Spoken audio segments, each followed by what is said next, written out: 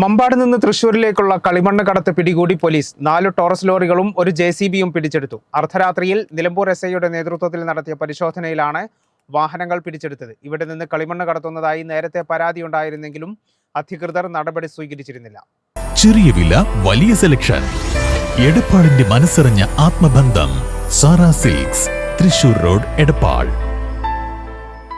മമ്പാട് പൊങ്ങല്ലൂരിൽ നിന്നും തൃശൂരിലേക്ക് രാത്രിയുടെ മറവിൽ കളിമണ്ണ് കടത്തുകയായിരുന്ന ടോറസ് വാഹനങ്ങളാണ് നിലമ്പൂർ പോലീസ് പിടിച്ചെടുത്തത്. ശനിയാഴ്ച പുലർച്ചെ 1 മണിയോടെ രഹസ്യവിവരത്തെ തുടർന്ന് നിലമ്പൂർ SI തോമസ് കുട്ടി ജോസഫിന്റെ നേതൃത്വത്തിലായിരുന്നു പരിശോധന. കളിമണ്ണ് കടത്തുകയായിരുന്ന 4 ടോറസ് ലോറികളും ഒരു മണ്ണുമാന്തി യന്ത്രവും പിടിച്ചെടുത്തു. ടോറസ് ലോറികൾ പോലീസ് പിന്നീട് നിലമ്പൂരിലെത്തിച്ചു. പൊങ്ങല്ലൂർ ഭാഗത്ത് നിന്ന് വ്യാപകമായി കളിമണ്ണ് തൃശൂർ ഭാഗത്തേക്ക് കൊണ്ടുപോകുന്നതായി നേരത്തെ തന്നെ പരാതിയുണ്ടായിരുന്നെങ്കിലും ജിയോളജി, റവന്യൂ വകുപ്പുകൾ നടപടി സ്വീകരിച്ചിരുന്നില്ല. ഇതാണ് കളിമണ്ണ് വ്യാപകമായി കടത്താൻ അവസരമൊരുക്കിയതെന്നാണ് ആക്ഷേപം.